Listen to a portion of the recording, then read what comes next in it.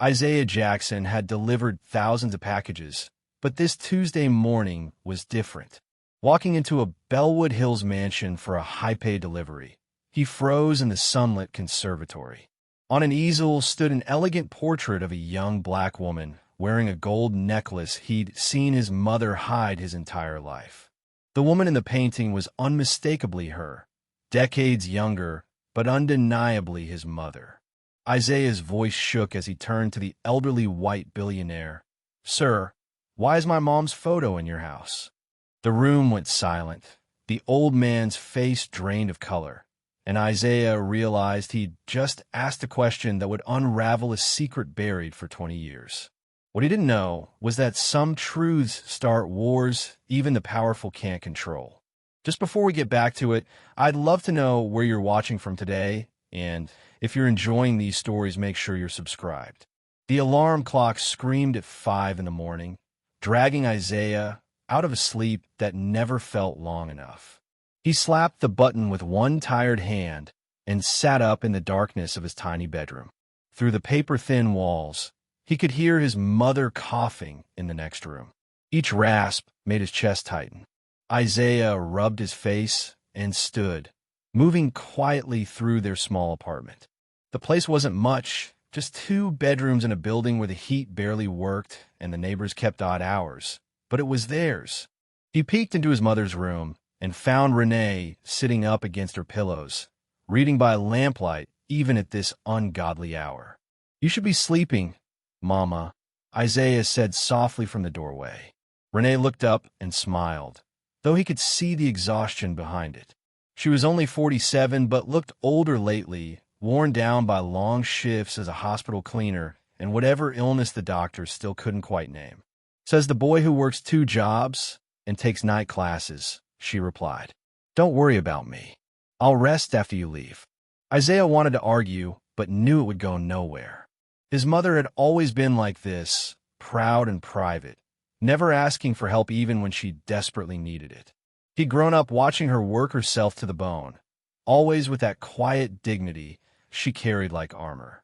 She never complained, never explained where she came from or why they had no other family.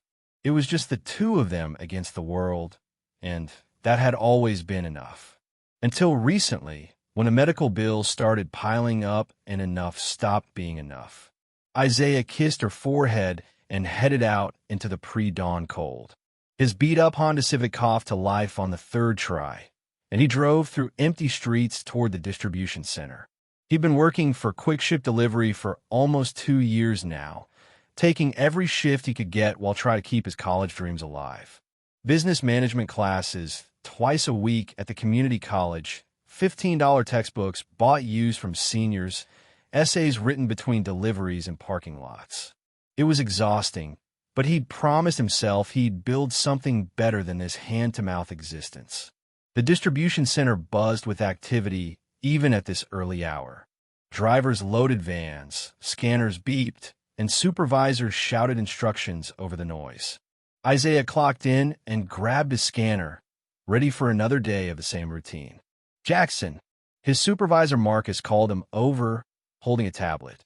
"Got something different for you today." Isaiah walked over, curious. Marcus was a stocky white guy in his 50s who'd always been fair with him, never playing favorites but never cutting anyone slack either. "What's up?" "Last-minute delivery. Private estate out in Bellwood Hills. Big house, bigger money." Marcus lowered his voice. The system flagged it as executive-only delivery. Usually that means one of the senior guys handles it, but they're all tied up. Client specifically requested personal delivery inside the property. Pays triple the usual rate. Isaiah's eyes widened. Triple rate? That could cover his mother's prescription refill, and then some. Inside the property? What? Marcus shrugged. "Rich people are weird.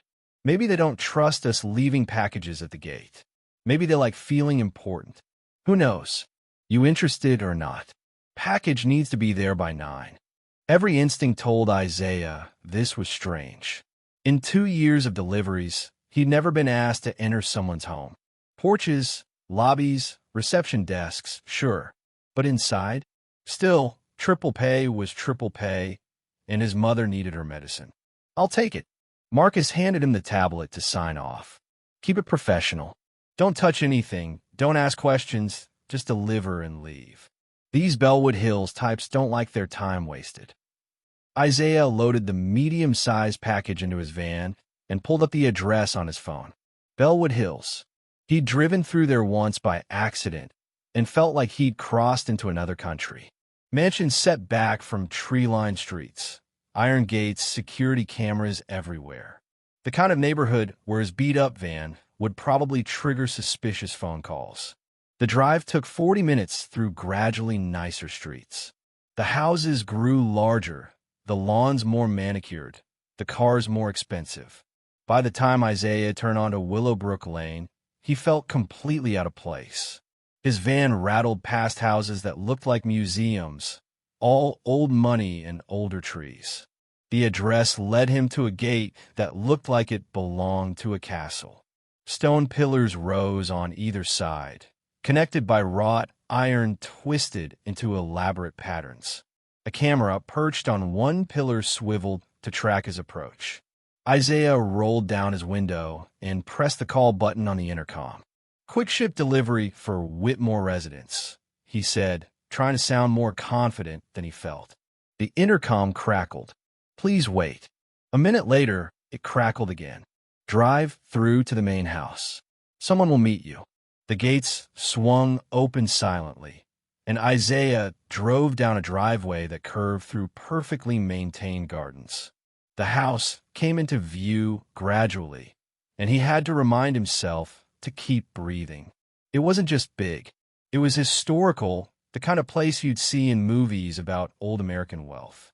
3 stories of weathered brick and white columns, ivy climbing one wall, windows that probably cost more than his entire apartment building. He parked near the front steps, feeling ridiculous in his delivery uniform and scuffed sneakers. A man in a dark suit emerged from a side entrance, walking with the careful posture of professional security. He was white, middle-aged, with the build of someone who stayed in shape as part of his job. "You have a delivery for Mr. Whitmore?" the security guard asked. His tone was polite but distant, like Isaiah was a task to be completed. "Yes, sir. I was told to bring it inside." The guard nodded. "Mr. Whitmore requested personal delivery. Follow me, please. Don't wander, don't touch anything." Isaiah grabbed the package and followed the guard up the front steps. The door opened into an entrance hall that made his breath catch. Marble floors, a chandelier that probably weighed more than his car, a staircase that curved up to the second floor like something from a movie. Everything screamed money, old money, the kind that had been collecting and growing for generations. "This way," the guard said, leading him down a hallway lined with paintings. Landscapes, portraits of stern-looking white people in old-fashioned clothes, abstract pieces that Isaiah didn't understand. Their footsteps echoed on the polished floors. They passed through what looked like a library, shelves stretching to a high ceiling, leather furniture arranged near a fireplace big enough to stand in. Then through a sitting room with furniture that looked too fancy to actually sit on. This house felt like a museum where someone happened to live. Cold, beautiful, intimidating. The guard stopped at a doorway and gestured inside. "Mr. Whitmore is in the conservatory. You can leave the package on the table near the door." Isaiah stepped into a room flooded with morning light. Windows stretched from floor to ceiling on 3 sides, looking out onto gardens that rolled away into the distance.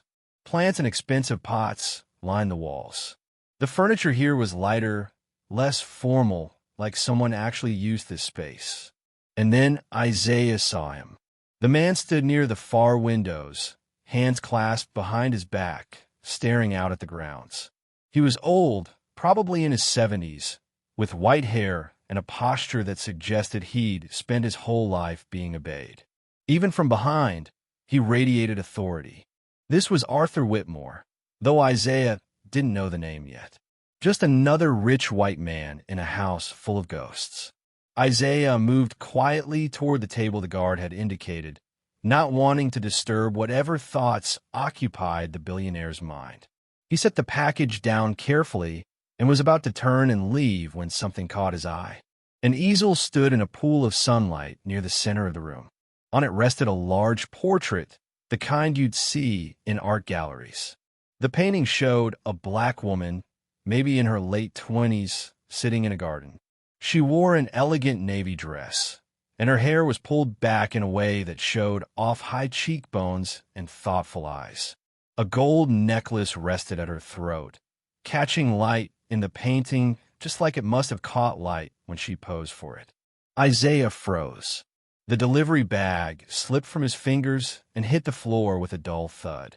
He knew that face. He'd seen it every single day of his life. The woman in the portrait was his mother. Not as she looked now, tired and worn down by life, but younger, healthier, more alive. But it was her. The curve of her jaw, the set of her shoulders, the way her eyes held secrets she'd never tell. Even the necklace looked familiar, though he'd only seen it once, hidden in a box at the back of her closet when he was looking for old photos. Isaiah's heart pounded so hard he thought it might crack his ribs.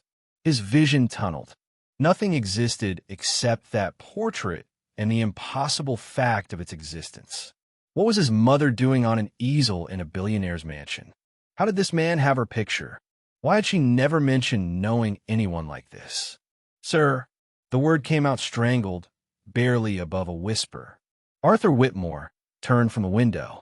He was exactly what Isaiah expected, an elderly white man with the kind of face that came from generations of good breeding and better nutrition. Tailored clothes, expensive watch, that casual confidence of someone who'd never worried about money a day in his life. He glanced at Isaiah with mild curiosity, probably wondering why the delivery boy was still standing there. Then his gaze traveled to where Isaiah was staring. To the portrait. Something changed in Arthur's expression, a careful blankness sliding over his features like a mask. Sir, Isaiah said again, louder this time. His voice shook. Why is my mom's photo in your house? The room went absolutely silent. Even the sound from outside seemed to stop. The security guard stiffened in the doorway.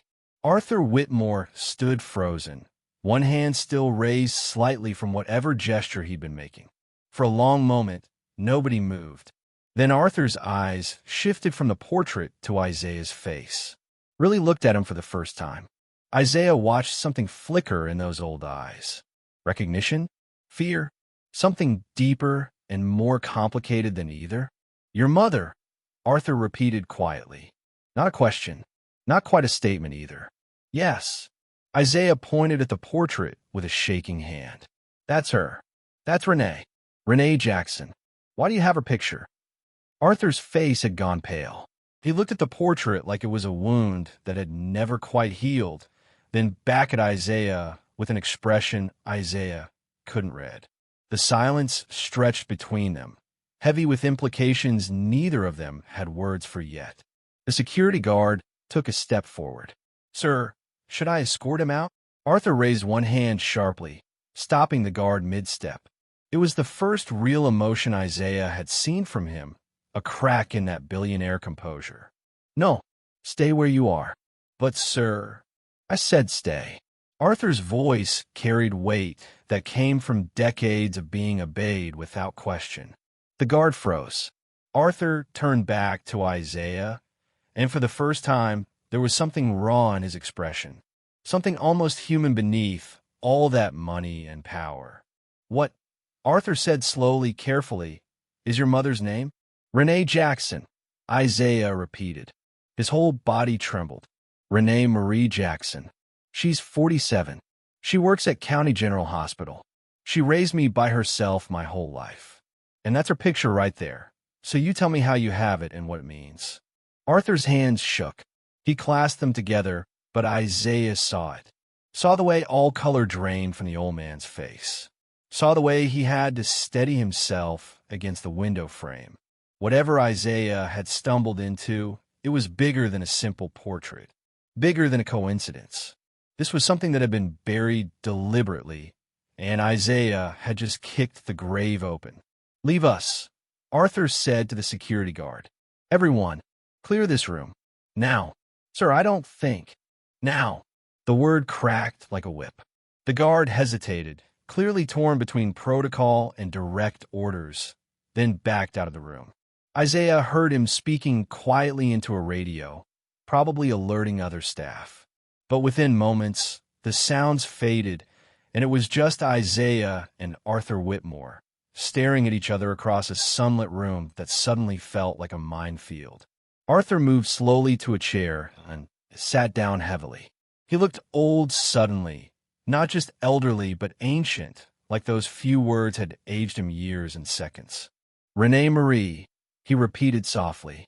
After all this time, you know her. It wasn't a question anymore. I knew her. Arthur stared at the portrait. A long time ago. She was the most important person in my life. Isaiah's mind reeled. His mother, who never talked about her past, who avoided questions about Isaiah's father, who lived like she was hiding from something. His mother had been important to a billionaire.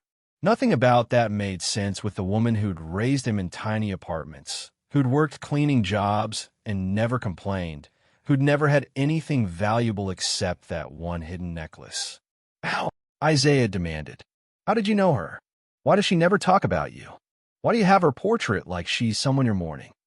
Arthur looked at him, then really looked, and Isaiah saw something break behind those old eyes. I can't explain. Not all of it. Not yet. You better start trying. She worked for me once. She was brilliant. Principled.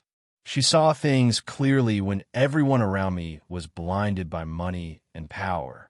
She made me want to be better than I was. Arthur's voice cracked, and then she disappeared. Disappeared? Isaiah shook his head. She didn't disappear. She's been right here, living 30 miles away, raising me. She's been here the whole time. I looked for her. Arthur's hands trembled in his lap. I searched, but after a while, it became clear she didn't want to be found. And there were reasons. Dangerous reasons. So I stopped. But I never forgot. Isaiah felt like the floor was tilting under his feet. What reasons? What are you talking about? People in my world didn't like her influence. They saw her as a threat. When things escalated, when it became clear that staying close to me put her in danger, she chose to leave. I should have protected her. I should have fought for her. Instead, I let her go, and I've regretted it every day since. You're lying. Isaiah's voice rose. My mother never worked for anyone like you.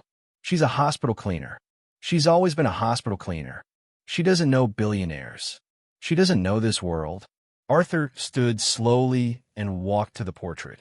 He reached out one shaking hand, but didn't touch it, like he was afraid it might vanish if he did.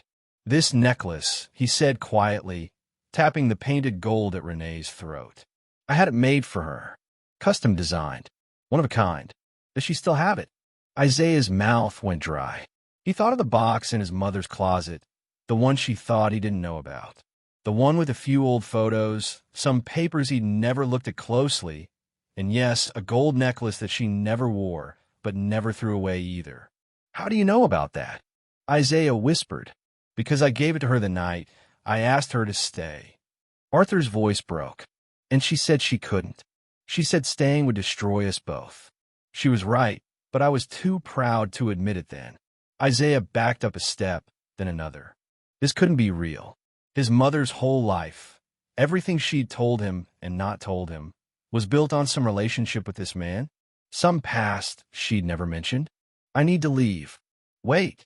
Arthur turned, reaching out. Please. I know this is overwhelming, but if Renee is your mother, then I need to know how she is. Where she is. I need to know she's safe. Safe. Isaiah laughed, and it came out bitter. She's sick.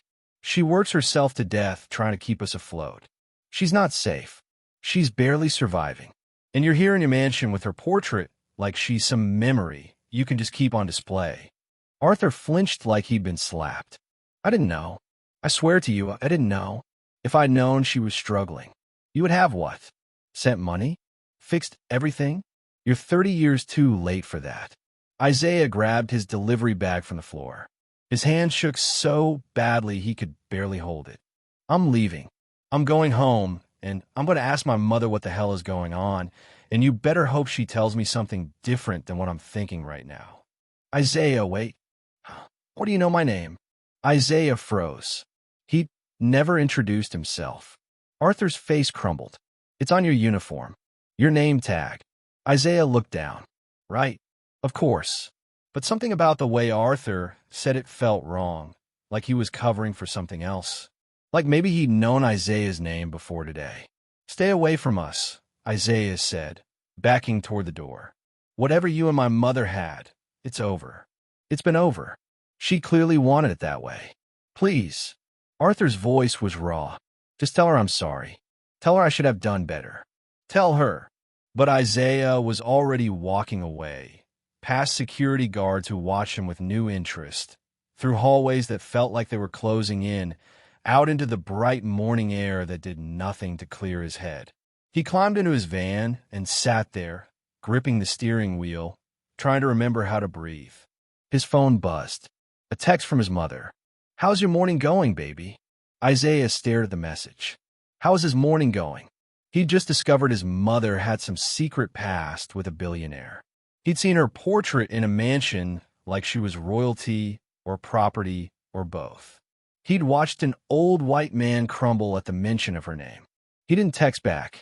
He started the van and drove, not back to the distribution center, but toward home, toward his mother, toward answers she'd spent his whole life avoiding. Behind him, in the mansion, Arthur Whitmore stood in the conservatory staring at the portrait of a woman he'd lost decades ago, and at the empty doorway where her son had just walked away. He pulled out his phone with shaking hands and made a call. I need you to find everything you can about Renee Jackson and her son Isaiah, he said quietly. Everything. Where they live, how they're doing what they need. And do it quietly. No one can know. He hung up and returned to the portrait. I should have protected you, he whispered to the painted face. I should have been braver. I'm so sorry. The house settled into silence around him, full of secrets that wouldn't stay buried much longer. Isaiah burst into their apartment 2 hours later to find his mother folding laundry in the living room. She looked up with a smile that faded the moment she saw his face. Isaiah, what's wrong? Why aren't you at work? He pulled out his phone, hands still shaking, and showed her a photo he'd taken quickly in the conservatory. The portrait, her younger face, the necklace. Renee's composure shattered. The towel she'd been folding dropped to the floor. All the color drained from her face. She sat down hard on the couch, one hand pressed to her chest like she was having trouble breathing. Where did you get that? She whispered. A mansion in Bellwood Hills. A billionaire's house. Arthur Whitmore's house. Isaiah watched her flinch at the name. You know him. You knew him. That's you in the painting, Mama.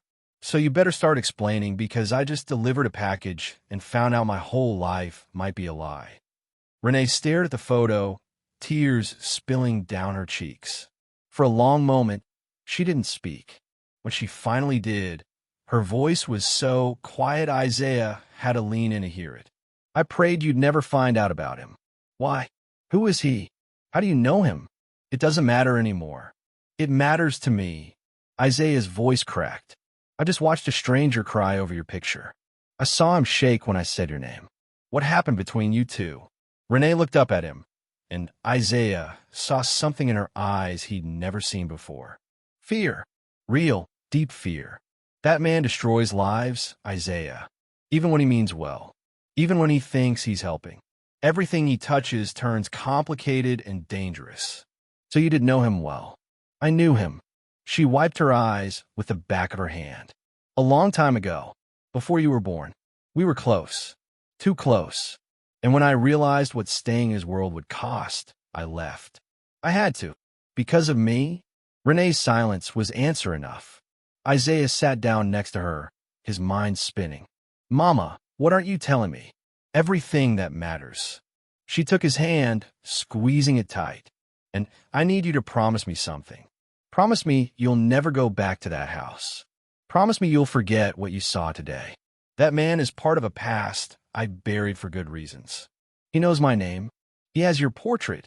He called you the most important person in his life. How am I supposed to forget that? You have to. Renee turned to face him fully, and there was steel in her voice now. Isaiah, listen to me. I left that world to protect you. If you go digging into this, if you try to make sense of it, you'll open doors that should stay closed. Trust me, please. But Isaiah was already seeing the pieces he'd been too young or too blind to notice before. The way his mother never talked about his father. The way she'd always worked jobs below her intelligence level, like she was hiding. The way she had no old friends, no family photos, no past that went back more than his lifetime. She'd been running from something, from someone, from Arthur Whitmore. That night, Isaiah lay in bed staring at the ceiling, replaying every moment in that conservatory. Arthur's reaction when Isaiah said Renee's name. The way the old man had looked at the portrait like it physically hurt him. The trembling hands, the raw apology, and the way he'd known, without Isaiah saying it, that Renee had disappeared because of danger, that she'd left to protect someone. Isaiah pulled out his phone and started searching. Arthur Whitmore brought up hundreds of results. CEO of Whitmore Industries, a massive conglomerate involved in everything from real estate to technology. Net worth in the billions. Philanthropist, powerful enough to shape policy and public opinion. The kind of man who could make problems disappear. Or people. Isaiah searched deeper, looking for any mention of his mother's name. Nothing. He tried variations, maiden names, anything. Still nothing. Whatever connection they'd had, it had been scrubbed from public record so thoroughly it might as well have never existed. But it had existed. The portrait proved it. The necklace proved it. Arthur's reaction proved it. And Isaiah had a terrible suspicion about what it all meant. A suspicion his mother wouldn't confirm and Arthur hadn't quite denied.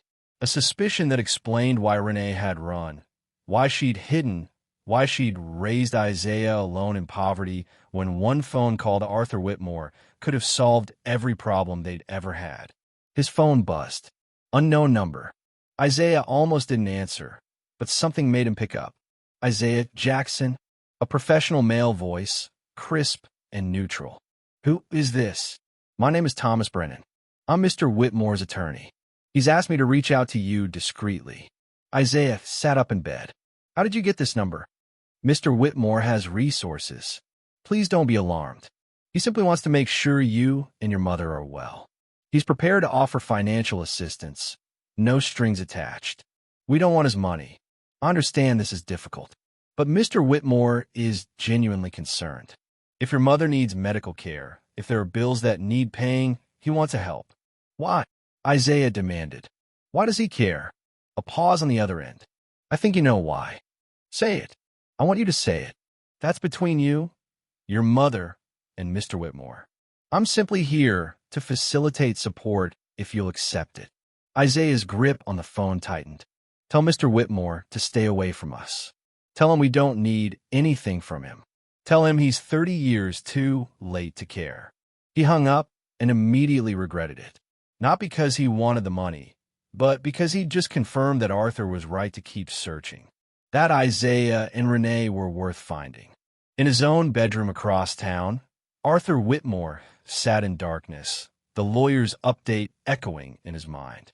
Isaiah had refused help. Renee clearly wanted no contact, and yet Arthur couldn't let it go. Not when he'd finally found them.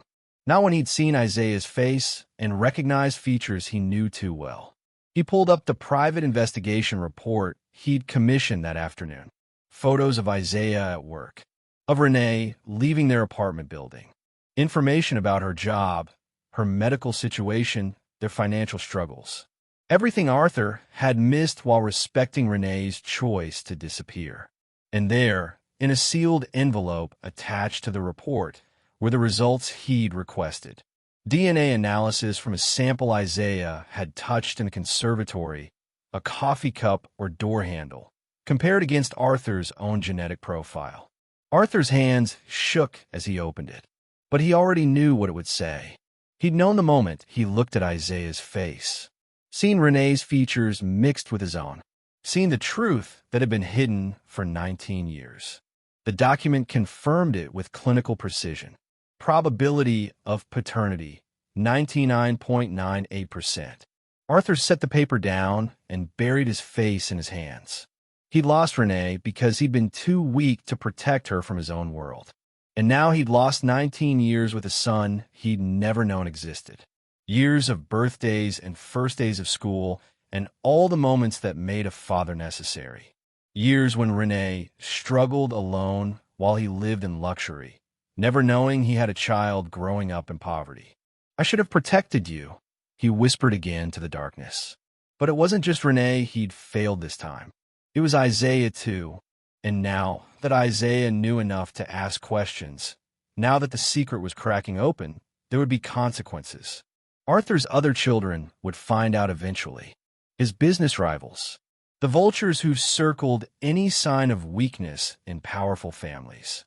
The truth would come out, and when it did, it would tear everything apart.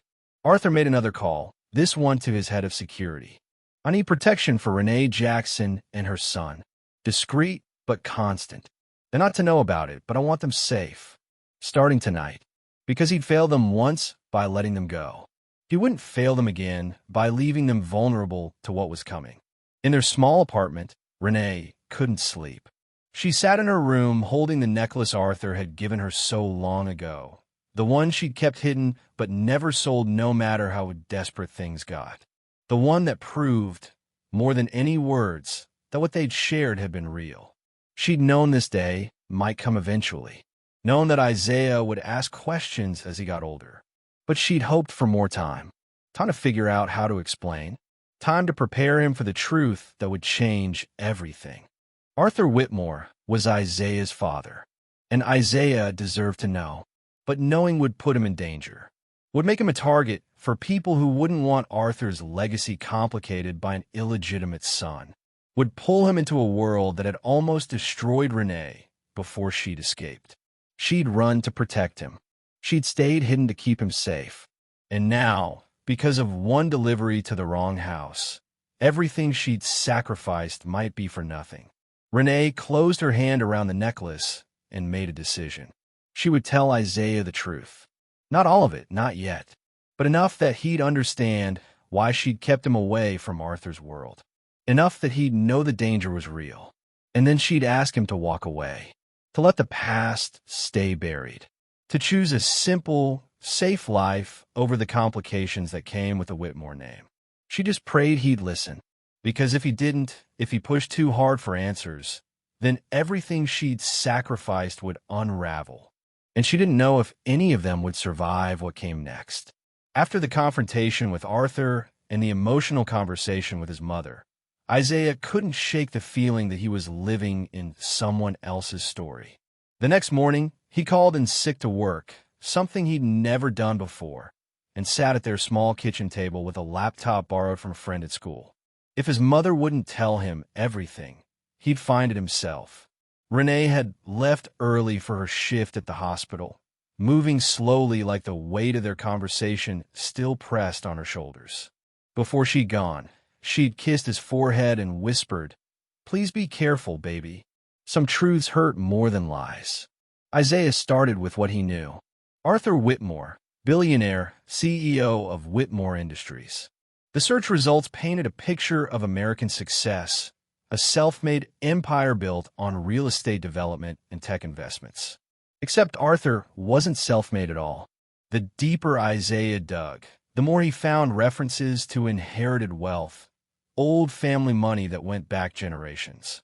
The Whitmores have been powerful since before the Civil War, their fortune built on everything from railroads to banking. He searched for any mention of his mother's name.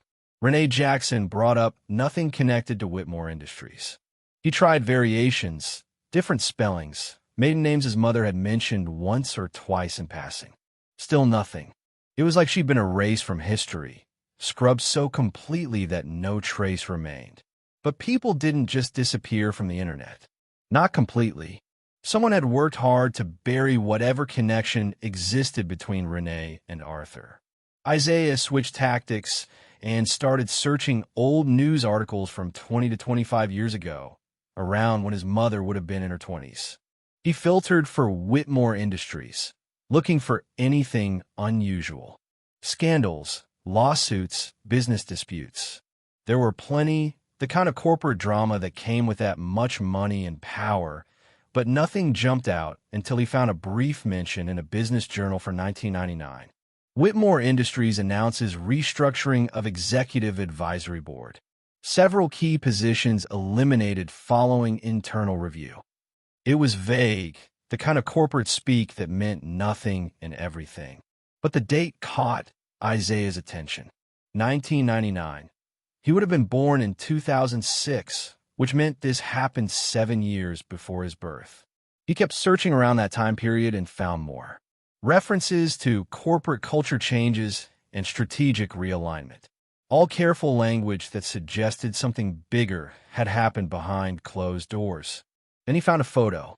It was from a charity gala in 1998, a group shot of Whitmore Industries executives. Isaiah zoomed in, scanning faces, and there in the back row stood a young black woman in an elegant dress. The photo quality wasn't great, but Isaiah's heart started pounding. The posture, the way she held herself, it could have been his mother. The caption listed names, but didn't match them to faces. Just Whitmore Industries leadership and advisory team. Isaiah saved the photo and kept digging. An hour later, he found something that made his blood run cold. A sealed lawsuit from 2000, the details hidden behind legal privacy protections, but the parties were listed. Whitmore Industries versus Barrett Holdings. The summary mentioned defamation, corporate espionage, and breach of fiduciary duty. Isaiah searched for Barrett Holdings and found a company that had dissolved in 2001. But before that, they'd been major competitors to Whitmore Industries, focused on the same markets, the same deals. The lawsuit suggested Arthur had accused them of stealing information, of planting someone inside his company to undermine him. Was that what happened to his mother? Had she gotten caught in some corporate war? Isaiah's phone rang. Unknown number again. He hesitated, then answered. Hello. Isaiah, it's Thomas Brennan, Mr. Whitmore's attorney. Please don't hang up. I told you we don't want anything from him. I'm not calling about money. Mr. Whitmore would like to meet with you again. Just the two of you. No lawyers, no security. He says there are things you deserve to know. My mother told me to stay away from him. Understand. But Isaiah, whatever your mother told you about the danger, about why she left, it's more complicated than you think. Mr. Whitmore isn't the enemy here. He never was. Isaiah's grip tightened on the phone. Then who is? A pause. That's exactly what he wants to explain. Tomorrow evening, 7 o'clock, at the mansion. Or if you prefer, he'll meet you anywhere you choose. Somewhere public if that makes you more comfortable. Isaiah thought about his mother's warning, about the fear in her eyes. But he also thought about the portrait, the necklace, the way Arthur had looked at him like seeing a ghost. I'll come to the mansion. But if this is some kind of trap, it's not. You have my word. Mr. Whitmore just wants to give you the truth. After hanging up, Isaiah sat in silence. He should tell his mother about the meeting, should ask her permission. But he knew what she'd say. She'd tell him not to go, to let the past stay buried. And Isaiah couldn't do that. Not anymore. This was his history too, even if he'd never known it existed.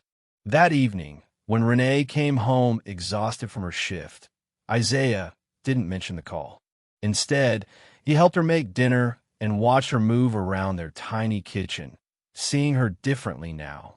This woman who'd worked herself to exhaustion his whole life, who'd never asked for help, who'd built walls around her past so carefully that even her own son couldn't see through them. She'd done it all to protect him.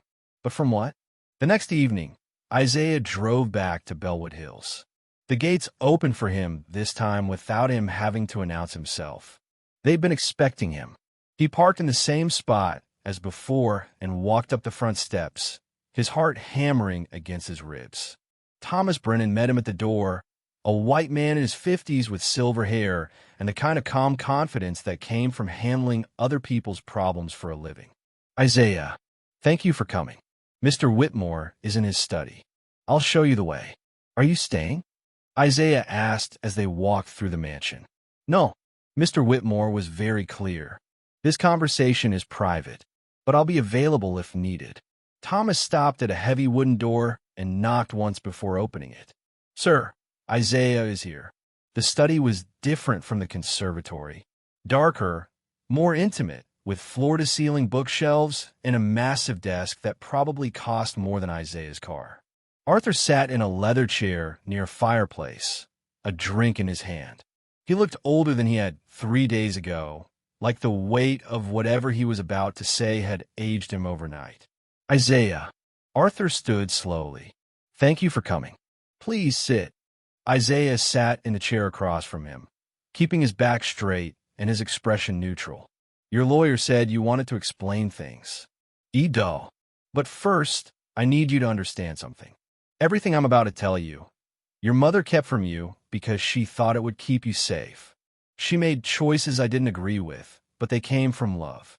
Whatever anger you feel after this, please remember that. Just tell me the truth. Arthur took a long breath and set his drink down. Your mother and I met in 1997. She was 22, fresh out of graduate school, with a business degree and ideas that terrified everyone around her.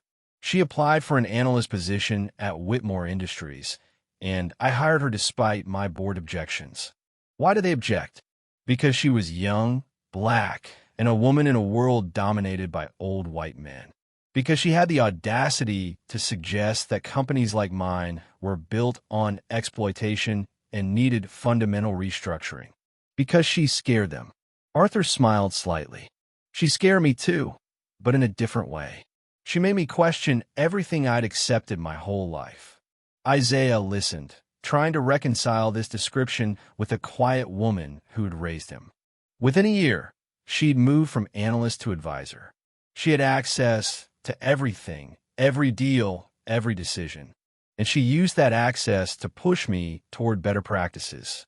Fair wages, environmental responsibility, ethical sourcing. The board hated her. My business partners saw her as a liability. But I listened because she was right and because I was falling in love with her. The words hung in the air between them. Isaiah's throat tightened. We tried to keep it professional. We tried to pretend what we felt wasn't real. But by 1998, we'd crossed lines that couldn't be uncrossed. We weren't just colleagues anymore. We were partners. In business and in life, even if we couldn't make it public. I was married at the time, though it was a marriage in name only by then. Your mother and I talked about the future, about building something together once I could extricate myself from my circumstances. But that didn't happen, Isaiah said quietly. No, because Barrett Holdings, one of our biggest competitors, saw an opportunity. They saw that Renee had influence over me, and they tried to use her. They approached her with offers, threatened to expose our relationship if she didn't provide inside information. When she refused, they went after her directly. Rumors started spreading that she was manipulating me, that she was unqualified, that she'd slept her way to power. None of it was true, but the damage was done. Arthur's hands clenched into fists. I should have defended her publicly. Should have stood up and told everyone the truth. But I was a coward. I worried about the company's reputation, about my own position. I let the board pressure me into distancing myself from her professionally. I thought I was protecting her by keeping quiet, but I was really just protecting myself. So she left, Isaiah said. So she left. But not before she did something extraordinary. She discovered that Barrett Holdings wasn't just spreading rumors. They were engaged in actual corporate espionage, and they planted someone inside Whitmore Industries to sabotage deals. Renee found the evidence and handed it to me. That lawsuit you probably found online, that was her gift to me. She saved my company, and then she walked away. Isaiah felt like he was hearing about a stranger. Why didn't she tell me any of this? Because it gets worse. Arthur stood and walked to the window, his back to Isaiah. After she left, I tried to find her. I hired investigators, pulled strings, used every resource I had. And what I discovered terrified me. Barrett Holdings didn't just want to hurt my company. They wanted to destroy anyone close to me. They put hits out on people they saw as threats.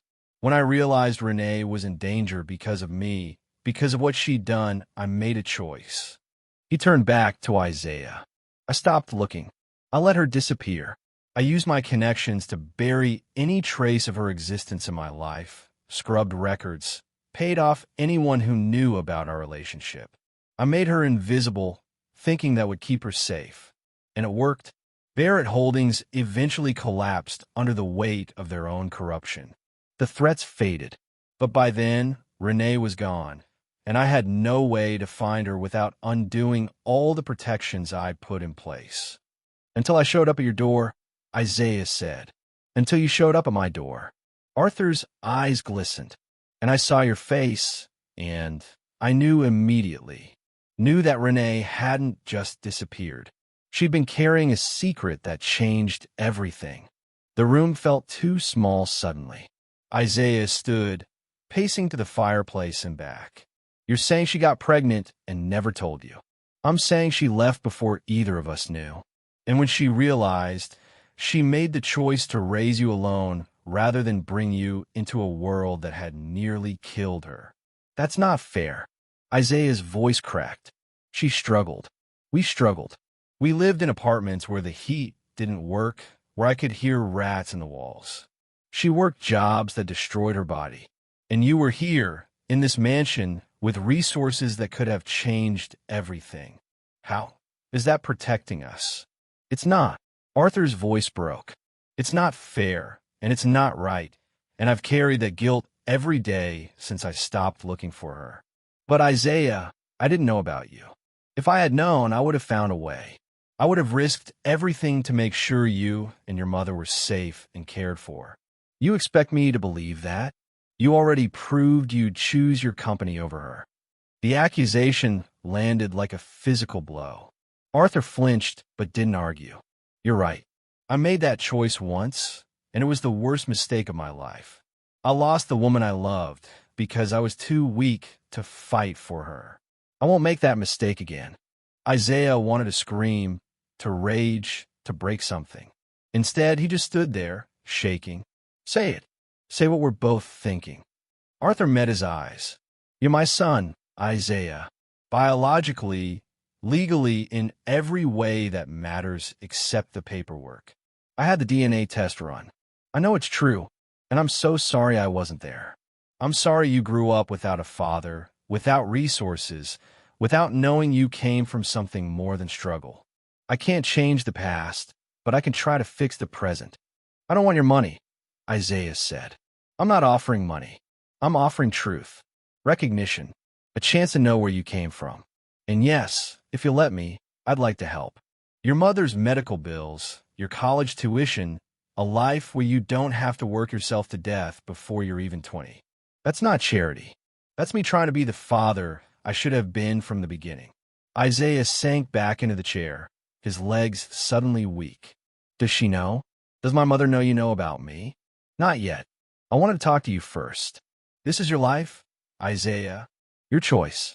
If you want me to stay away, if you want to pretend this conversation never happened, I'll respect that. But if you want answers, if you want to understand where you came from and what that means, I'm here. I'm ready. And I'm not going anywhere this time. The fire crackled in the silence. Isaiah thought about his mother, working her shift at the hospital right now, probably exhausted, probably in pain. He thought about all the times they'd scraped by, all the nights she'd skipped dinner so he could eat, all the sacrifices she'd made because some billionaire had been too cowardly to protect her 20 years ago. I need time, Isaiah finally said. I need to talk to my mother. She deserves to know what you told me. Of course. Take all the time you need. Arthur walked to his desk and pulled out a folder. But before you go, you should have this. It's everything I could gather about what happened back then. Copies of the lawsuit, evidence of the threats, documentation of how I tried to protect her. I'm not asking you to forgive me. I'm just asking you to understand. Isaiah, took the folder with numb hands. You already have other children, other heirs. They're not going to be happy about me. No, they're not. But that's my problem to handle, not yours. Except it becomes my problem when they come after me. Isaiah stood. My mother warned me that you destroy lives even when you mean well. I'm starting to understand what she meant. Arthur's face crumbled. Isaiah, I'll be in touch. Maybe. I don't know yet. Isaiah walked to the door, then paused. For what it's worth, I believe you loved her. I can see it. But love isn't enough when you're too afraid to fight for it. He left Arthur standing in the study, surrounded by wealth and power and a lifetime of regrets. The drive home passed in a blur. Isaiah pulled into their apartment complex and sat in his car, staring at the folder Arthur had given him. Inside was proof of everything. The relationship, the threats, the corporate warfare that had torn his family apart before he was even born. Evidence that his existence had been buried deliberately, not out of shame, but out of fear. In a letter, Isaiah found it tucked into the back of the folder, handwritten on expensive stationery. The date at the top was from 2000, just months after Renee had disappeared. My dearest Renee, it began. I don't know if you'll ever read this. I don't know if you're safe, or if you hate me, or if you've moved on to a life that doesn't include the disaster I created. But I need you to know that letting you go was the hardest thing I've ever done. Every instinct told me to find you, to bring you back, to damn the consequences and fight for what we had. But the threats were real. The danger was real. And the thought of you being hurt because of me was more than I could bear. So I made you invisible. I buried every trace, paid off every connection, did everything I could to make sure no one could ever find you through me. I tell myself it was the right choice. I tell myself you're somewhere safe, somewhere happy, somewhere far from the poison of my world. But God, Renee, I miss you. I miss your laugh and your fire and the way you challenged me to be better than I was. I hope wherever you are, you've found peace. And if you're reading this someday, know that I never stopped loving you. I never will. Always yours, Arthur. Isaiah's hand shook as he read the last line again. Arthur had loved her, genuinely, deeply, in a way that made him give her up rather than risk her life. It didn't make up for the years of struggle, didn't erase the poverty or the pain, but complicated the anger Isaiah wanted to feel. He found his mother in the kitchen making tea. She looked up when he walked in, saw his face, and immediately knew. You went back, she said quietly. He told me everything. About Barrett Holdings, about the threats, about why you left. Isaiah set the folder on the table. And about me. Renee's cup clattered against the counter. Isaiah, he's my father. Arthur Whitmore is my father. And you never told me. The words hung between them like an accusation and a plea. Renee's eyes filled with tears. I wanted to protect you. From what? From knowing where I came from? From having a father? From becoming a target? Renee's voice broke. Isaiah, you don't understand what that world is like. The people Arthur dealt with, the enemies he made, they would have seen you as leverage, a way to control him. I couldn't risk that. I couldn't risk you growing up looking over your shoulder, wondering if someone might use you to hurt him or use him to hurt you. So instead, I grew up poor, watching you kill yourself to keep us afloat, never understanding why we had nothing when apparently my father is a billionaire. Isaiah's voice rose. Do you know how many times I wondered why I didn't have a dad? How many times I asked you and you changed the subject? You let me think I wasn't wanted when the truth was you kept me from him. He didn't know. Renee shouted back. I left before I knew I was pregnant. And when I found out, I made the choice not to tell him, because staying connected to Arthur meant staying connected to danger. I chose your life over his money, Isaiah. I chose your safety over my pride. And I'd do it again. Isaiah sank into a chair. He wants to help. He wants to pay for your medical bills, my college, everything. He says it's not charity. It's him being the father he should have been. And what did you tell him? I told him I needed to talk to you first. Isaiah looked up at her. But Mama, he showed me proof. The threats were real. He did try to protect you. And he spent 20 years thinking you hated him when really you were protecting his child. Don't you think he deserves to know you didn't just run away? That you ran away for us? Renee sat down across from him, suddenly looking older than her 47 years. If I let him back into our lives, everything changes. His other children will find out. They'll see you as a threat to their inheritance. Arthur's enemies might resurface. We'll become public, Isaiah. Your whole life will become public. Are you ready for that? I don't know, but I know I'm tired of pretending. Tired of living in the shadows of decisions you made before I was born. I deserve to know who I am, where I come from.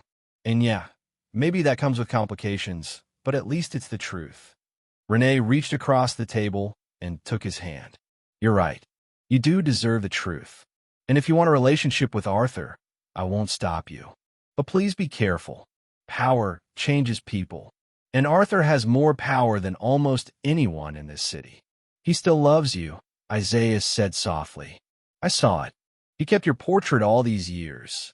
He wrote you letters. He never moved on. A tear rolled down Renee's cheek. Some loves don't get happy endings. Some loves are too complicated for the real world. Or maybe some loves deserve a second chance. That night, Isaiah texted Thomas Brennan a single message. I want to meet with Arthur again. But this time my mother comes too. The response came within minutes. When and where? Tomorrow. The mansion. Noon. We'll be ready. Isaiah set his phone down and stared at the ceiling. In less than 24 hours, his mother would face the man she'd run from 2 decades ago. The man she'd loved enough to sacrifice everything for. The man who was Isaiah's father. And whatever happened next would change all their lives forever. In his study, Arthur read the message from his lawyer and closed his eyes. Renee was coming. After 20 years of silence, of wondering, of regret, he would see her again. And this time, he wouldn't let fear make his decisions. This time, he would fight for his family, even if it cost him everything else. The reunion between Arthur and Renee happened in the same conservatory where Isaiah had first seen her portrait. Sunlight streamed through the tall windows, catching dust motes in the air as mother and son walked into the room together. Arthur stood near the portrait, his back straight despite his age, hands clasped in front of him like he was bracing for impact. When Renee stepped into view, Arthur's composure shattered. His hands dropped to his sides.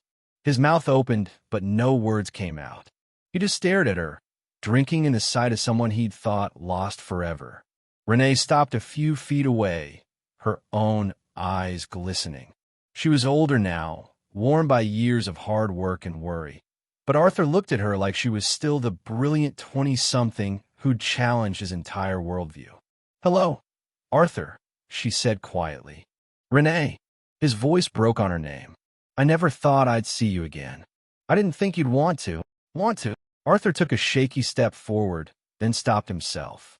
I've spent 20 years wondering if you were safe, if you were happy, if you hated me for not being strong enough to protect you. I never hated you. Renee's voice was soft but steady. I was angry for a long time. Angry that you chose your company over us. But I understood why. You were trying to survive in a world that would have destroyed anyone who showed weakness. Isaiah stood back, watching his parents navigate this minefield of old pain and older love. It felt surreal seeing them in the same room, speaking words that had probably lived in their heads for decades. Arthur gestured to chairs arranged near the windows. Please, seat. We have a lot to talk about. They sat, the three of them forming an awkward triangle. Arthur looked at Isaiah, then back at Renee. He told you what I said, about the threats, about why I stopped looking. He did, and I believe you thought you were protecting me. But Arthur, you have to understand what that protection cost. I raised our son alone. I worked jobs that broke my body. I watched him go without things he needed because I was too proud to ask for help and too afraid to reach out to you. I would have helped if I'd known, but you didn't know, and that's on both of us. I made the choice not to tell you I was pregnant. I made the choice to disappear completely. I thought I was protecting Isaiah from your world, from the danger and the complications. Maybe I was wrong. You weren't wrong. Arthur's voice was firm. The threats were real. Bear Holdings had connections to people who didn't hesitate to hurt families. You did what you had to do. And now, Renee looked at him directly. Now those threats are gone. Barrett collapsed years ago. But here we are. Our son knows the truth. What happens next? Arthur turned to Isaiah. What do you want to happen? Isaiah had thought about this question all night. I want to know you. I want to understand where I came from. But I don't want to be your secret or your project. If I'm your son, then I'm your son. Not something you hide or fix quietly. I have no intention of hiding you. Arthur's jaw set. I'm prepared to acknowledge you publicly, to change my will, to ensure you're provided for, to give you the recognition you deserve. Your other children won't like that, Renee said. My other children have had every advantage their entire lives. They'll adjust. The words sounded confident, but Isaiah caught the flicker of worry in Arthur's eyes. The old man knew this would cause problems. He was choosing to face them anyway. They talked for 2 more hours, navigating questions and answers that had waited decades. Arthur told stories about Renee's time at Whitmore Industries, the brilliant strategies she'd developed, the way she'd challenged assumptions no one else dared question. Renee shared carefully edited versions of raising Isaiah, the proud moments and the struggles. Isaiah listened to both of them, piecing together a history he'd never known existed. By the time they left, something had shifted, not fixed, not healed, but acknowledged. Arthur walked them to their car, and for the first time, he hugged his son. It was awkward and brief, but real. I meant what I said, Arthur told Isaiah. I'm going to make this right. Isaiah nodded, not trusting his voice.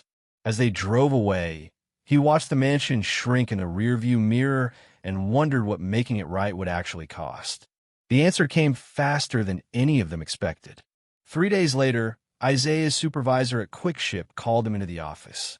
Marcus looked uncomfortable, avoiding eye contact as Isaiah sat down. Look, kid, this isn't personal. Orders came from corporate. They're letting you go. Isaiah's stomach dropped. What? Why? I haven't missed shifts, haven't had complaints. I know. That's why this doesn't make sense to me either. But they said they're restructuring, eliminating some positions. Yours is one of them. Marcus slid a folder across the desk. 2 weeks severance. I am sorry. Isaiah walked out in a daze. He'd worked at QuickShip for almost 2 years without a single problem. Restructuring was corporate speak for something else, and he had a sinking feeling he knew what that something was. The next blow came 2 days later. A notice taped to their apartment door. Rent was increasing by $400 a month, effective immediately. The landlord claimed it was market adjustment, but Isaiah had lived there long enough to know the building never made improvements and rarely raised rent more than $50 at a time. Renee found the notice when she got home from work. She stared at it for a long moment before setting it on the kitchen table. This is starting, she said quietly. Starting what? The pressure. The quiet war. She sat down heavily. They're coming after us, Isaiah. Whoever Arthur's children are, whoever doesn't want you in the picture, they're making their move. How do they even know about me? Arthur said he'd handle telling them. Information like this doesn't stay secret. Someone on his staff probably talked, or someone saw us at the mansion. It doesn't matter how. What matters is they know, and they're trying to push us out before Arthur can make anything official. Isaiah wanted to argue, to say she was being paranoid, but he couldn't. The timing was too perfect. The coincidence is too convenient. The third hit came online. Isaiah woke up one morning to texts from friends asking if he'd seen what people were posting about his mother. He searched her name and found his stomach turning. Old rumors, gossip from 20 years ago, had been resurrected and amplified. Posts calling Renee a gold digger, claiming she'd trapped Arthur Whitmore, suggesting Isaiah was trying to scam his way into a fortune. The posts were anonymous but coordinated, appearing across multiple platforms within hours of each other. They included details only someone with access to old Whitmore Industries records would know. Someone was weaponizing Renee's past against them. Renee saw the posts and went pale. She didn't cry or rage. She just closed her eyes and took a deep breath, like she'd been expecting this. "Call Arthur," she said. "Tell him what's happening." Isaiah called Thomas Brennan instead, figuring the lawyer could get to Arthur faster. Thomas listened grimly and said he'd handle it. An hour later, Arthur called directly. "I'm so sorry. I didn't think they'd move this fast." Arthur's voice was tight with anger. "My eldest son, Marcus Whitmore, has been making calls. I just found out he's hired investigators to dig into both of you. The job loss, the rent increase, the online attacks, it's all him." "Can you stop him?" Isaiah asked. "I'm working on it." "But Isaiah, you need to understand something. Marcus doesn't just want to protect his inheritance. He wants to prove you're a fraud. He's filing a legal challenge claiming the DNA evidence was manufactured. That's insane. You had it done by independent labs. He doesn't care about truth. He cares about winning. And he has resources." Arthur paused. "My attorney is advising you and Renee not to engage publicly. Don't respond to the posts. Don't give interviews. Let us handle this legally. While they destroy my mother's reputation." Isaiah's voice rose. "While they push us out of our home and take away our income, I'll cover your expenses. Your rent, your mother's medical bills, whatever you need. You won't suffer financially while we fight this. I don't want your money. I want them to leave us alone. That's not going to happen. Not until we settle this definitively." Arthur's voice softened. "Isaiah, I know this isn't what you wanted, but they see you as a threat, and threats get eliminated. The only way through this is to fight back." After hanging up, Isaiah found his mother sitting at the kitchen table, her hands wrapped around a cup of tea she hadn't drunk. "He wants to fight them in court," Isaiah told her. "Of course he does. That's his world. Legal battles, PR campaigns, money against money. But Isaiah, we're not built for that kind of war. We don't have lawyers on retainer or PR teams cleaning up our image. We're just people trying to live our lives." "Then what do?" Renee looked up at him with tired eyes. "We survive, like we always have. We keep our heads down, we ignore the noise, and we remember who we are regardless of what they say about us." But surviving got harder. Isaiah applied to 15 jobs over the next week and got rejection after rejection, often without explanation. His mother's hours at the hospital got cut mysteriously. Bills started piling up faster than they could pay them, and Arthur's offers of financial help felt like accepting defeat. Then Renee collapsed at work. Isaiah got the call from County General around 3 in the afternoon. His mother had been cleaning a patient room when she'd suddenly gone down, unconscious before she hit the floor. The hospital staff rushed her to the ER, and by the time Isaiah arrived, she was awake but weak, hooked up to monitors that beeped steadily. "Baby," she said when she saw him. Her voice was barely a whisper. "I'm okay. Just overdid it." The doctor pulled Isaiah aside. "Your mother's condition has deteriorated significantly. The stress she's under isn't helping. She needs rest, reduced work hours, and honestly, she needs to see a specialist we can't provide here. There's a treatment option that might help, but it's expensive and not covered by our current insurance." "How expensive?" The number the doctor quoted made Isaiah's head spin. There was no way they could afford it. Not without help. Not without Arthur. Isaiah sat by his mother's bedside, holding her hand. She'd fallen asleep, exhausted by her own body's rebellion. He thought about everything that had led to this moment. The portrait, the revelation, the war that had erupted from one simple question about why his mother's face hung in a billionaire's mansion. His phone buzzed. "Arthur, I just heard. Is she okay?" She collapsed. "They say it's stress and her condition getting worse. She needs treatment we can't afford. Give me the hospital information. I'll handle it." "Arthur, I can't keep taking your money. That's exactly what your son is saying we're doing. That we're scamming you. I don't care what Marcus says. Renee is sick because of stress my family caused. Let me help. Please." Isaiah looked at his mother, so small in the hospital bed. Okay, but this doesn't mean I'm backing down. I'm not disappearing just because your children don't like me. I wouldn't ask you to.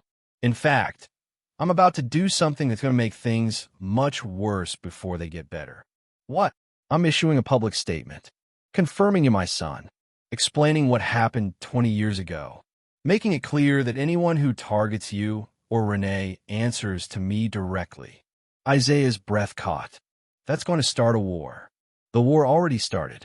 I'm just making sure everyone knows which side I'm on. The statement went live that evening. Arthur Whitmore, one of the most powerful businessmen in the state, confirming he had a son he'd never known about, explaining the circumstances without pointing fingers, but making it clear Isaiah and Renee deserved respect and privacy. The media exploded. Within hours, the story was everywhere. Isaiah's phone started ringing nonstop. Reporters, distant relatives he didn't know existed, people from high school wanting to reconnect. He turned it off and focused on his mother, who woke briefly to see the news coverage on the hospital TV. He really did it, she whispered. He chose to fight. He chose us. Isaiah corrected. I hope he knows what he started. So did Isaiah. Because within 24 hours of Arthur's statement, Marcus Whitmore filed a lawsuit challenging his father's mental competency. The claim argued that Arthur was being manipulated by a woman from his past and her opportunity. Arthur sat and looked at Renee's sleeping face. She was always so strong, so determined. I hated seeing her struggle back then, and I hate it even more now knowing I could have prevented it. You couldn't have known she was pregnant. I should have fought harder to find her. Should have risked the danger rather than assuming distance was protection. Arthur reached out, almost touching Renee's hand, then stopped himself. I made so many mistakes. With her, with you, even with my other children. I built an empire but lost my family in the process. Your children are trying to take that empire. Let them try. I've already set things in motion they don't know about. Old clauses in the company charter, provisions I put in place years ago in case my heirs ever became the kind of people who valued money over decency. If they want to fight dirty, they'll discover I prepared for that possibility. Renee's eyes fluttered open. She saw Arthur and, for a moment, looked confused. Then recognition settled in, followed by something softer. You came. Of course I came. How are you feeling? Tired, but better than I was. She glanced at Isaiah, then back at Arthur. Your children are circling. They're not going to stop. Neither am I. Arthur finally took her hand, and Renee didn't pull away. I let you go once because I was afraid. I won't make that mistake again. Whatever happens with the company, with the money, with any of it, you and Isaiah are my priority now. Even if it costs you everything else. Everything else doesn't matter without you. Isaiah watched them. These two people whose love had been interrupted by circumstance and fear, finding their way back to each other across decades of distance. It was bittersweet, beautiful, and sad at the same time. A nurse came in to check Renee's vitals, and Arthur stepped back. I should go. Let you rest. But Renee, there's something you should know. I've scheduled a legal hearing. Everything's coming out. The truth about what happened 20 years ago, the evidence of threats, all of it. My lawyers think transparency is our best defense. Renee's eyes widened. Arthur, that means... It means the world will know our story. Your name will be public. The past we both try to bury will be front-page news. I know that's not what you wanted, but it's the only way to protect Isaiah. To prove he's not a fraud or a scam artist. He deserves the truth to be known. When? Next week. I wanted to tell you before it became public. Arthur looked at Isaiah. You'll probably have to testify. Are you ready for that? Isaiah thought about everything they'd been through in just a few weeks. The discovery, the threats, the attacks, watching his mother collapse under the weight of it all. I'm ready. Whatever it takes to end this. That night, Arthur sat in his study with his attorney, reviewing the strategy for the hearing. If we do this, Thomas warned, there's no going back. Your entire private life becomes public record. Every mistake, every secret, everything you've spent decades protecting. I know, but my son is being attacked because I wasn't brave enough to claim him when I should have. Renee spent 20 years in hiding because I wasn't strong enough to protect her. I'm done letting fear make my decisions. The board won't like it. Your children will fight harder. Let them. I'm activating the forfeiture clause. Thomas looked up sharply. Arthur, that's nuclear. If you can prove malicious action by your heirs, they lose everything. But you need solid evidence. We have it. Mark is hiring investigators to harass Isaiah and Renee. The coordinated online attacks. The suspicious timing of the job loss and rent increase. It's all documented. He thought he was being clever, keeping his hands technically clean, but his lawyers left a trail. If you do this, you're essentially disinheriting your own children. I'm holding them accountable. There's a difference. Arthur closed the folder. My father believed legacy was about money and power, but real legacy is about character. If my children can't show basic human decency, they don't deserve what I've built. And Isaiah? Arthur was quiet for a moment. Isaiah gets a choice. He could take a role in the company if he wants it, or he can have the resources to build his own path. But the foundation, the charitable work, the part of my empire that actually does good in the world, that goes to him. Because I trust him to use it wisely. You barely know him. I know he spent 19 years watching his mother struggle and never once blamed her for the choices she made. I know he walked away from my money when it would have solved all his problems because he has principles. That's more than I can say for the children I raised in luxury. Arthur stood, set up the hearing. It's time to finish this. The news of the upcoming hearing sent shockwaves through financial circles. Whitmore Industries' stock fluctuated wildly as investors speculated about the outcome. Media camped outside the courthouse. Arthur's children scrambled to mount their defense, while Arthur methodically prepared to dismantle it. And in a hospital room across town, Renee held her son's hand and tried to prepare him for what was coming. When we walk into that courtroom, everything changes. Our private pain becomes public entertainment. Are you sure you want this? Isaiah thought about the question, really thought about it. He could walk away, could take whatever settlement Arthur offered and disappear back into anonymity, could let the billionaires fight among themselves while he and his mother built a quiet life somewhere else. But that would mean letting Marcus win, letting the people who'd attack them face no consequences, letting Arthur fight alone after the old man had finally chosen to stand up for what was right. I'm sure, Isaiah said. We finish this together.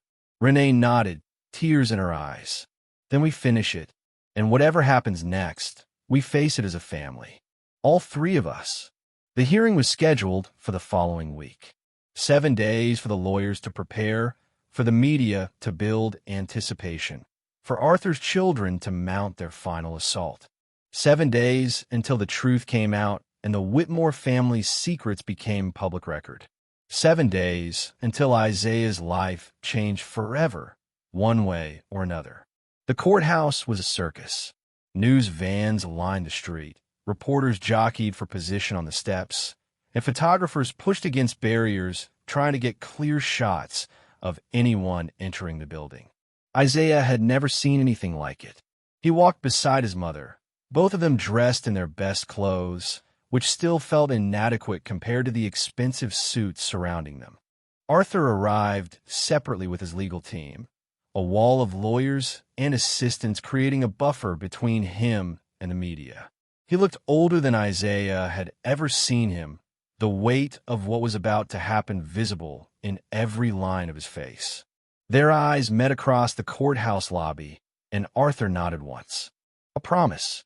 They were in this together.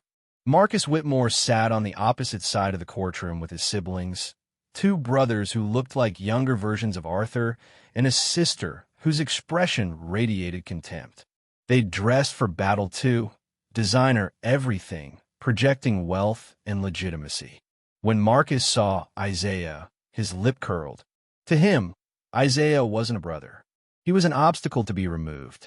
The hearing wasn't a trial exactly, more of a legal proceeding to determine facts. Arthur's mental competency, Isaiah's legitimacy, the validity of claims on both sides.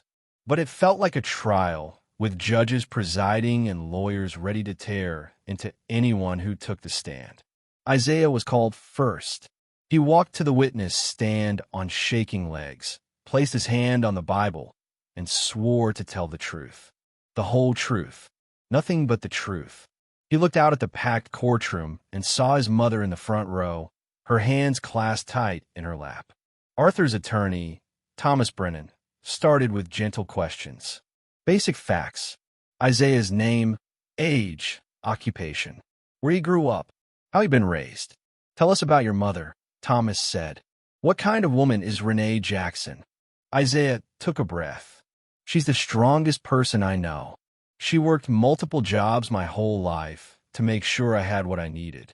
She never complained, never asked for help, never made me feel like we were struggling even when we were. She taught me about dignity and hard work and being grateful for what you have. Did she ever mention Arthur Whitmore during your childhood? No, never. I didn't know he existed until 3 weeks ago when I delivered a package to his mansion. And what did you find there? A portrait of my mother, painted when she was younger, wearing a necklace I'd seen her hide in a box at home. I asked Mr. Whitmore why he had her picture, and everything changed. Thomas walked Isaiah through the discovery, the conversations, the revelation of paternity. Isaiah spoke clearly, honestly, not hiding his initial anger or confusion. He explained how his mother had begged him to stay away, how Arthur had offered help, how the attack started almost immediately after Arthur's public statement.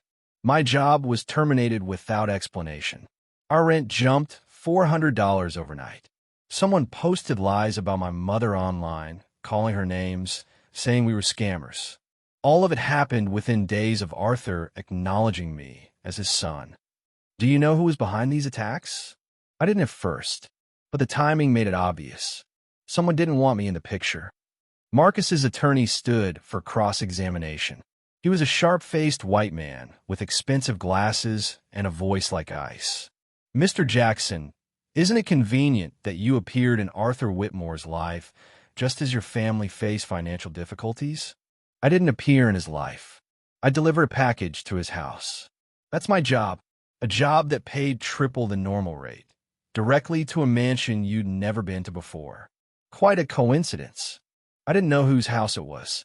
I just needed the money. For your mother's medical bills, correct? Bills you couldn't afford. Isaiah's jaw tightened. Yes, my mother is sick. We couldn't afford her treatment. That's not a crime, but it is a motive, a reason to suddenly claim connection to a billionaire. I'm not claiming anything. DNA doesn't lie. The attorney smiled coldly. We'll get to that. Tell me, Mr. Jackson, before 3 weeks ago, had you ever researched the Whitmore family? Looked up their wealth? Studied how to approach them? No, I'd never heard of them. Never, never. And yet you expect us to believe that you just happened to deliver a package to Arthur Whitmore's home, just happened to see a portrait of your mother, and just happened to be his long-lost son. That's quite a series of coincidences. It's the truth. Or it's an elaborate scheme cooked up by a desperate young man and his mother who knew Arthur Whitmore decades ago and saw an opportunity. Thomas objected. The judge sustained it. But the damage was done. The attorney had planted doubt, made Isaiah sound calculating, made this look like a con instead of a discovery. Isaiah stepped down feeling shaken. His mother reached for his hand as he sat beside her, squeezing tight. You did well, she whispered. Just tell the truth. That's all we can do. Renee was called next. She walked to the stand with her head high, that quiet dignity Isaiah had known his whole life on full display. She answered questions about her past, her relationship with Arthur, why she'd left. I was pregnant and scared. Arthur's world was dangerous. People had already threatened me, tried to use me against him. I knew if I stayed, if I had his child in that environment, we'd become targets forever. So I left. I changed my name, moved away, and raised Isaiah alone. Why didn't you tell Arthur you were pregnant? Thomas asked. Because telling him meant staying connected. Meant he'd try to help, which meant we'd never be truly safe. I chose my son's safety over everything else. Do you regret that choice? Renee looked directly at Arthur.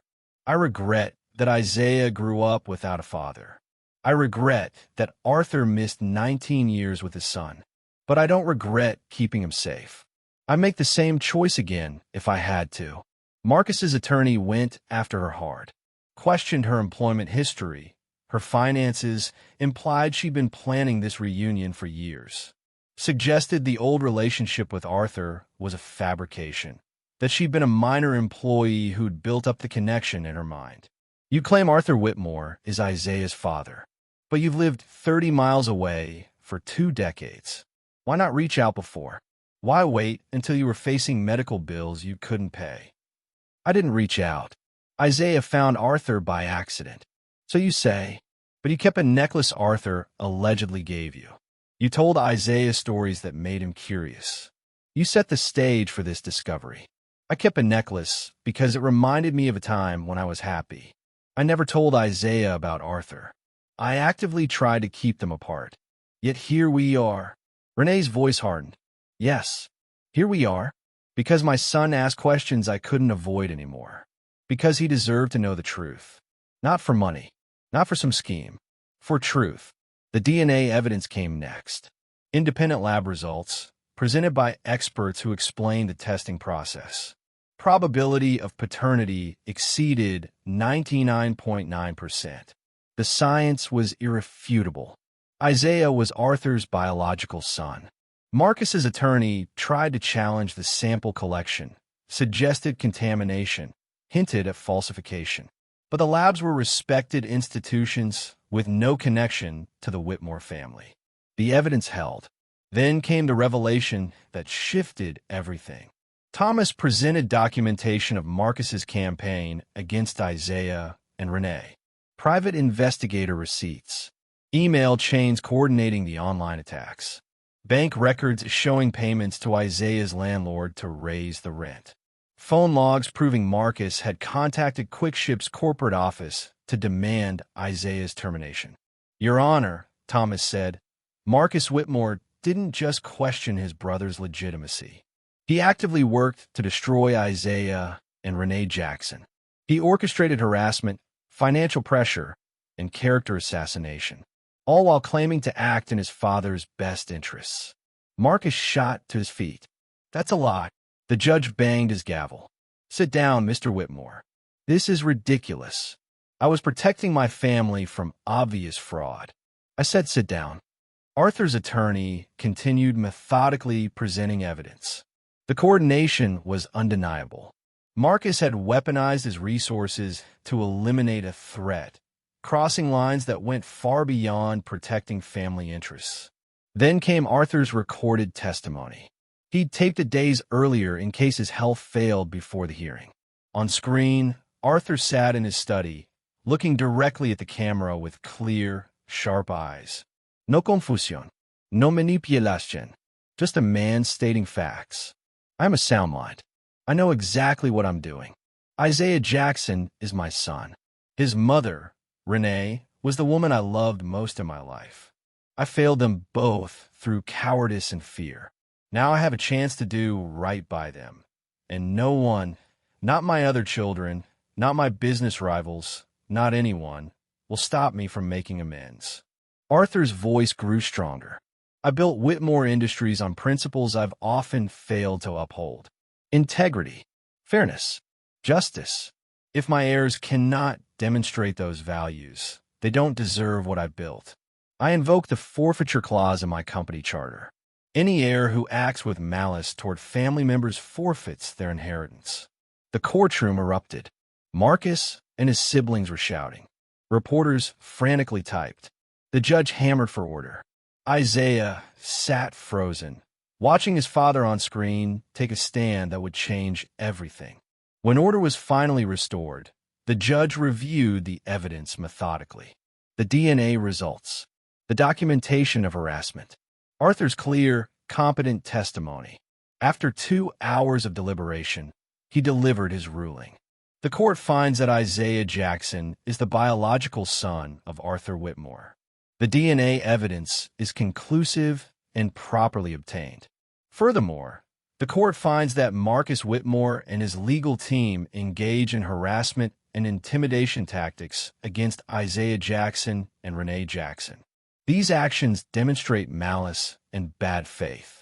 As such, the forfeiture clause Arthur Whitmore references is legally binding. Marcus Whitmore's inheritance claims are hereby nullified. Marcus's face went white. You can't do this. That clause was meant for corporate misconduct, not family disputes. The clause states any heir acting with malice. You hired investigators to harass your brother. You coordinated financial attacks. You weaponized resources to eliminate a perceived threat. That is malice, Mr. Whitmore. You brought this on yourself. The ruling continued. Arthur's other children, who'd participated less directly, would face reduced inheritances but not complete forfeiture. The foundation and charitable works would transfer to Isaiah's oversight. Arthur retained full control of his estate and company during his lifetime. Isaiah had won, but it didn't feel like victory. It felt like watching a family tear itself apart in public, like being the reason brothers and sisters now looked at each other with hatred. After the hearing, Arthur found Isaiah and Renee in a side room away from the media. He looked exhausted but relieved. It's done. You're protected now. Both of you. At what cost? Isaiah asked quietly. Your children hate you. Hate me. That forfeiture clause destroyed them. They destroyed themselves. I gave them every advantage in life, and they used it to hurt people. That's on them, not you. Arthur turned to Renee. I meant what I said in that video. You were the best thing that ever happened to me, and I let fear drive you away. I won't waste whatever time we have left. Renee's eyes filled with tears. Arthur, we can't just pick up where we left off. 20 years have passed. Well, but different people. Then we'll get to know these different people. Start over. Build something new. He looked at both of them. If you'll let me. The weeks after the hearing brought both closure and new beginnings.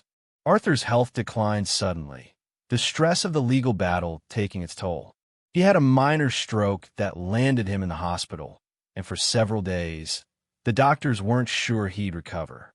Isaiah sat vigil with his mother, both of them facing the reality that they'd only just found Arthur and might lose him again. But Arthur was stubborn. He fought back, regained his strength, and eventually came home to the mansion, moving slower but still sharp as ever. During his recovery, Isaiah made decisions about his future. He declined any executive role at Whitmore Industries. The company wasn't his world, and he had no interest in learning corporate politics. But the foundation, the part of Arthur's empire that funded scholarships and worker protections and community programs, that called to him. I want to help people like my mom and me, Isaiah told Arthur during one of their quiet afternoons together. People who work hard but can't get ahead because the system's rigged against them. That's what the foundation should focus on. Then make it so. It's yours now. Use it however you think best. Arthur smiled. You're already making better decisions than I did at your age. Isaiah kept his old quick-ship delivery jacket, hung it in his new apartment, a modest place he'd chosen himself despite Arthur's offers of something bigger. It reminded him where he came from, who he was before the portrait and the truth and the legal battles. The media eventually moved on to other scandals. Whitmore Industries stabilized. Marcus and his siblings faded from public view, bitter but powerless to change what had happened. The empire continued, but with new priorities driven by Isaiah's vision of what wealth should accomplish. Renee's health improved dramatically once the stress lifted. The treatment Arthur provided worked, and she was able to reduce her work hours, finally able to rest after decades of exhaustion. She and Arthur rebuilt their relationship slowly, carefully, two people learning to trust again after years apart. One afternoon, Isaiah returned to the mansion and found Arthur standing in the conservatory, looking at the portrait. The old man turned when Isaiah entered, and there was peace in his face that hadn't been there before. "I'm donating this to a museum," Arthur said, gesturing to the portrait, "with your mother's real name, her full story. She deserves to be remembered correctly. She'd like that. And you? Are you happy with how things turned out?" Isaiah thought about the question. Happy wasn't quite right. Too much had been lost, too many years apart, too much pain between the discovery and the resolution. But he had a father now. His mother had closure, and he had resources to help people who'd struggled like they had. "I'm content," Isaiah finally said. "I didn't inherit a fortune. I inherited a truth, and I chose what to do with it."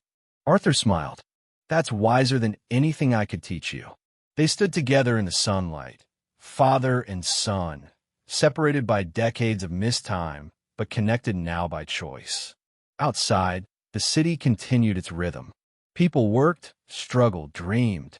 And somewhere in that city, a young person who needed help would get a scholarship funded by Isaiah's foundation, would find housing assistance or job training or medical support.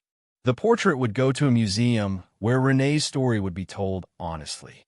The young black woman who'd challenged a billionaire to do better, who'd walked away when staying became dangerous, who'd raised a son to be strong and principled and kind. Her legacy wasn't hidden anymore. Isaiah pulled out his phone and texted his mother. "Come to the mansion when your shift ends. Family dinner tonight." She responded immediately. "Arthur's cooking? God, no. I'm ordering in. But we should be together. Be there at 7. Isaiah pocketed his phone and looked at Arthur. "You're okay with that? Regular family dinners? Nothing fancy, just us." "I can't think of anything I'd want more." That evening, they sat around Arthur's enormous dining table, takeout containers spread between them, and talked about everything and nothing. Small stories and big plans. Renee told embarrassing stories about Isaiah as a kid, and Arthur shared memories of Renee challenging his board of directors. Isaiah talked about his ideas for the foundation, how to reach communities that needed help most. It was ordinary, simple, the kind of evening families everywhere shared without thinking about it. But for them, it was precious, hard-won, built on truth instead of secrets. Later, after Renee had gone home and Arthur had retired to his room, Isaiah stood one last time in the conservatory. The portrait was already packed for transport to the museum. In its place stood an empty easel, waiting for whatever came next. Isaiah thought about the scared 19-year-old who'd delivered a package 3 months ago, who'd seen his mother's face in a stranger's home and asked a question that changed everything. That kid had been looking for answers. What he found was family, complicated and messy and real. The mansion felt less cold now, less like a museum and more like a place where people actually lived, where mistakes were acknowledged and growth was possible, where a delivery boy could become a son and a billionaire could learn that legacy wasn't about money hoarded but good done and truth told. Isaiah turned off the lights and headed home to his modest apartment, his delivery jacket hanging by the door as a reminder. He'd come from struggle. He'd found privilege. And he'd chosen to bridge that gap for others, to be the help he and his mother had needed all those years. That was his inheritance. Not billions in a bank account, but responsibility to use what he'd been given wisely, to be better than the circumstances that created him, to honor his mother's sacrifices by making sure other mothers didn't have to sacrifice as much. As he drove through the city, Isaiah passed quick-ship delivery vans making their rounds. He smiled, remembering the randomness of that morning assignment, the last-minute high-pay delivery that shouldn't have been his. One package, one portrait, one question. "Why is my mom's photo in your mansion?" The answer had torn apart a family and rebuilt it stronger, had exposed secrets and created new truths, had cost some people everything and given others a second chance. Isaiah didn't regret asking, didn't regret pushing for truth even when everyone told him to let it go. Because truth mattered, even when it was painful. Especially when it was painful. He pulled into his parking spot, climbed the stairs to his apartment, and stood looking at that delivery jacket one more time. Tomorrow, he'd visit the foundation office and start implementing changes. Would interview applicants for scholarships and review proposals for community programs. Would do the work of turning wealth into actual help. But tonight, he was just Isaiah, a kid who'd asked a question and found father, who'd fought for his mother and won, who'd been given a choice between easy money and hard purpose, and chosen purpose every time. He lay in bed, thinking about Arthur alone in that big mansion, probably looking at old photos and remembering Renee as she'd been. Thinking about his mother in her small apartment, finally able to rest without fear. Thinking about Marcus and his siblings, learning that privilege without character meant nothing. And he thought about himself, the delivery boy who'd stumbled into a billionaire's life and changed it, who'd inherited not a fortune, but a foundation, not wealth, but responsibility. Isaiah smiled in the darkness. His mother had been right all along. Some truths hurt, but knowing them, facing them, choosing what to do with them, that was freedom. That was legacy. That was family. If you discovered tomorrow that your entire life was built on a carefully constructed lie meant to protect you, would you have the courage to demand the truth, even if it destroyed everything you thought you knew? If this story moved you, hit that like button and subscribe for more powerful stories about truth, family, and the price of legacy.